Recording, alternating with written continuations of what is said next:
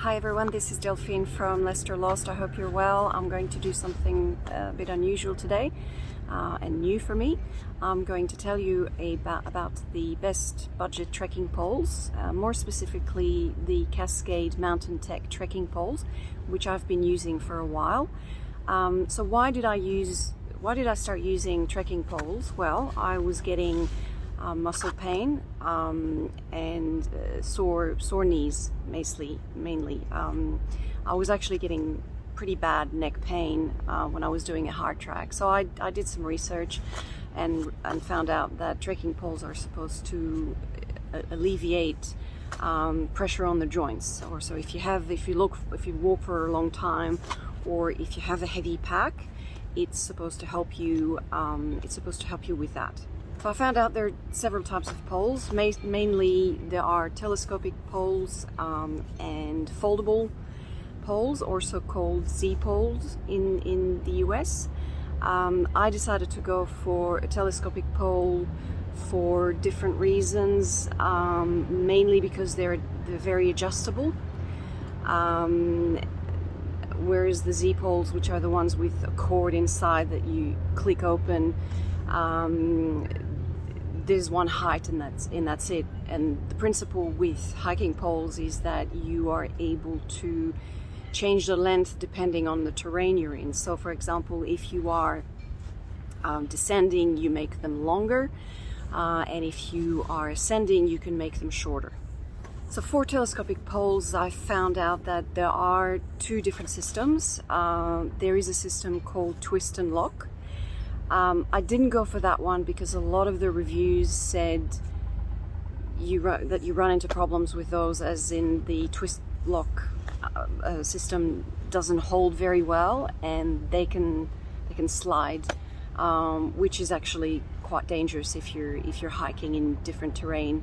I went for a smart lock system, which is this. So basically, it's a little lock that you push, and then the pole just slides like that. It's very easy. Now, in terms of material, you have the choice between aluminium and carbon fiber. I went for aluminium because it's more durable. A lot of comments about carbon fiber is that at some point they snap. I'm not saying it doesn't happen with aluminium, but carbon fiber is more lightweight, but tends to be less durable than aluminium. For my day hiking, I wasn't so much worried about the weight. Also, the research I did showed that there wasn't a lot of difference between some of the weights I saw, and I thought, okay, well, let's go for a basic aluminium telescopic smart lock type of pole, and let's see how we go. The other thing you need to think about when you choose a hiking pole is the type of handle that you want. Basically, there are three types of handle. You can have foam handles, you can have rubber handles, or you can have cork. Foam seemed to me to be not very durable, not very nice to the touch. Cork has good moisture absorption, which is relevant when you're hiking in hot climates and your hands get a bit clammy.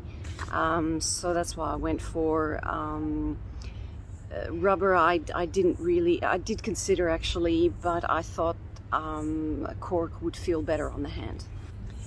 So why did I go for Cascade Mountain Tech hiking poles?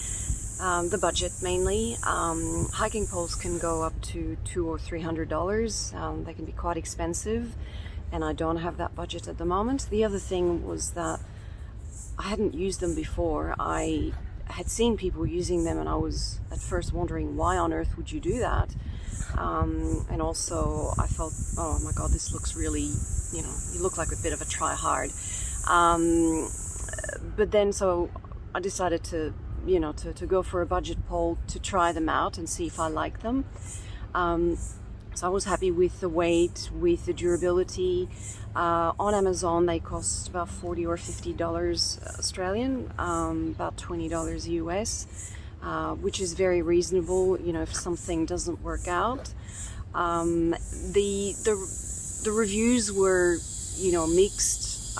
There were a lot of very good reviews about, you know, I've been using these for years and I've never had any issues, to people saying they snapped on the first day. So something very important when you're using trekking poles is to know how to put the handles on. So most people will go like this. So they will go in from the top and grab the handle like this. This is wrong. You can injure yourself quite seriously doing that. That's one of the first things I learned when I started skiing. The way to go, I mean, the reason why, you know, if you fall, you can damage your wrist or your thumb quite seriously. So the right way to go is to go in from the bottom like this, and to grab both the top of the handle and the handle itself.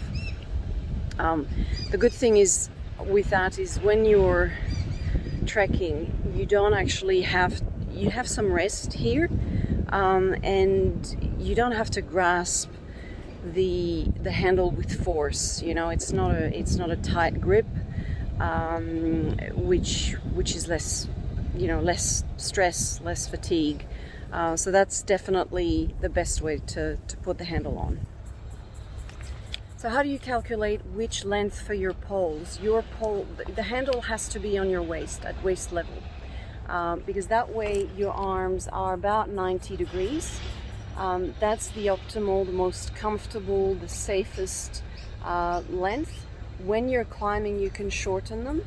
And when you're descending, you can lengthen them if you want. I haven't done that myself, but I have felt the need to do that sometimes. You know, when you're climbing, I can tell that my poles are a bit too long, but the standard position is this.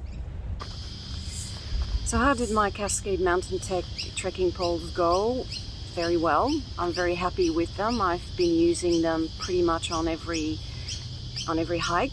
I don't use them on the morning walk, concrete path type of deal. But basically, you might have seen my hike of the Booty coastal track, which was 17 kilometers all up. I did the return trek, and it was a hard track, and they were lots of, you know, really steep descents and climbs. And towards the end of the day, I was really tired. My knees were incredibly sore, and I was feeling that I was losing my balance a little bit. And the next day, I was shattered. I was really exhausted, and I kind of walked like a crab for a couple of days. Now that I have the walking poles, I haven't had any issues. I can walk 15, 20 kilometers and, you know, feel that I've made an effort, obviously, but I don't have that exhaustion, you know, need to lie down the next day type of thing. I feel normal the next day, so I can attest that it provides relief, you know, on the difficult bits, if you like, and it conditions your body.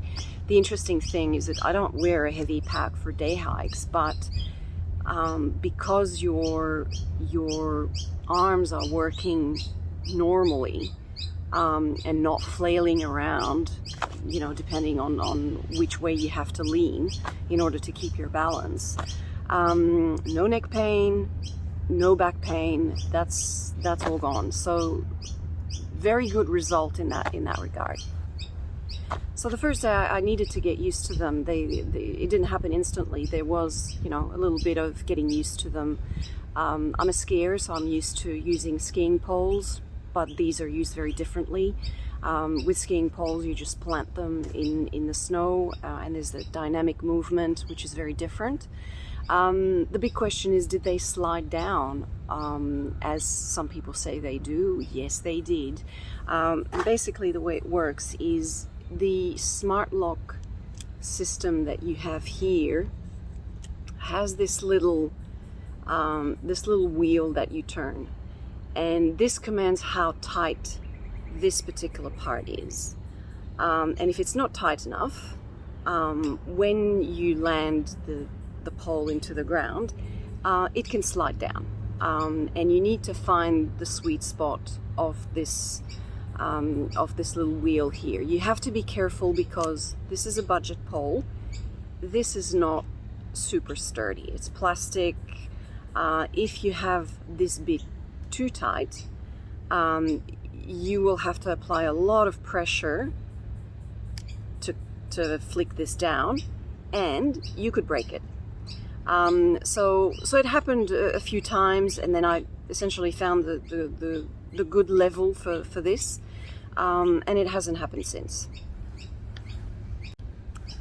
So another question would be, should you use trekking poles if you're a beginning, if you're at the beginning of your hiking adventures? Is it just for people who are very advanced or who do very long trails? I don't think so. I think you can get a benefit out of using trekking poles very early on. For me, the relieving, the neck and back pain and the sore knees obviously gives me a lot more confidence. And I don't have that awful feeling of thinking, oh my God, I've overdone it. So definitely try if you feel that you're struggling a bit with knee pain or any kind of joint pain, and if anything, it might help you take your hiking a bit further. I know that a lot of people will stay at casual walking stage for a long time because they feel that more than 10 k's is too much, or that they can only walk on flat ground. You won't have to worry about that as much if you use walking poles. Okay, so we're now on my dining room table. I'm going to show you the poles in more detail. So this is what they look like, and this is how you extend them. So you see you have little guides here for the length. So you measure it against your weight, you work it out. There are 2 smart locks, and I think if you go all the way for each, there's a place where it says stop. So this is what they look like. They come in with a bag, and they come in with different baskets. So these are snow baskets, not much use in Australia, but you never know. These are the basic baskets, I guess. These little things are used to walk on concrete. I haven't used them yet. They might be useful, actually. I might give them a try. They're pretty solid. And on the poles at the bottom, there's a little cap. Now, I've been using these wrong. I've been keeping the cap when walking. So this is the actual metal tip. I'm told that they wear off after a while. I haven't had any problems walking with the caps. It might not be a bad idea if you want to protect the track you're on better. But I think next time I'll try without, because these might wear off as well.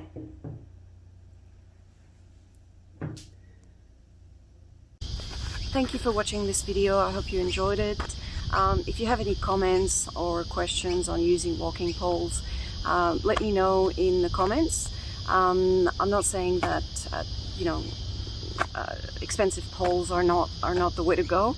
I might use them myself in the future, but for if you're looking for a first-time trekking pole budget option, do consider the Cascade Mountain Tech pole.